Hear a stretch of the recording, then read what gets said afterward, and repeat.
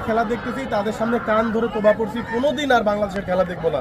এবং যারা ছিল একসাথে তাদেরকে সাক্ষী রেখেছি, আবার যদি খেলা দেখি তোমরা যা ইচ্ছা তাই বলো, জেন্টালম্যান কমিটমেন্ট এরকম বলে উঠে আসছি। পরের দিনই যখন বাংলাদেশের খেলা হয়েছে, ওই 10 জন লোকের ভয় কিন্তু আমি পিছন থেকে উঁকি মেরে দেখতাম। এইটা আমার আবেগ, এইটা আমার বাংলাদেশ ক্রিকেটের প্রতি ভালোবাসা। এবং এইটা শুধু আমি রাশেদ সীমান্তর না, আপনার সাথেও ঘটেছে, আপনার সাথেও ঘটেছে, এটা আমি শিওর। যারা ইন্টারভিউ দেখছেন আপনারা মন্তব্য করে যাবেন আপনাদের সাথে এই ঘটনা ঘটছে। সো ভাই, যদি কোনো ক্রিকেটার এটা দেখে থাকেন আমার ইন্টারভিউটা, প্লিজ এটা মাথায় রেখেন, আপনারা আমাদের মাথার তাজ মানে আপনাদেরকে রাখতে চাই। অতএব আপনারা একটু দেখা শুই না খেলেন। আপনি মিরাজ, আপনি সাকিব ভাই, আপনি মাশরাফি ভাই, আপনি তামিম ভাই, অথবা এখন যারা খেলতেছেন সৌম্য ভাই, লিটন ভাই, আমি রাশেদ সীমান্ত, আমরা আপনারা, বিশেষ করে আপনারা ক্রিকেটাররা, ধরুন আমি অভিনয় না করলে কেউ চিনতো না, আপনি ন্যাশনাল টিমের পার্ট না হলে কেউ আপনাকে মূল্যায়ন করতো না। সো ভাই, আপনাদেরকে আমরা আরও মূল্যায়ন করতে চাই, মাথায় করে রাখতে চাই।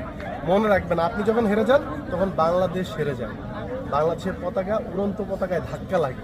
সো এইটা একটু মাথায় রাখেন। আমরা চাই পৃথিবীর বুকে আপনাদের ব্যাট বলের মাধ্যমে বাংলাদেশের পতাকা পথ পথ করে উঠতে থাকে। Thank you.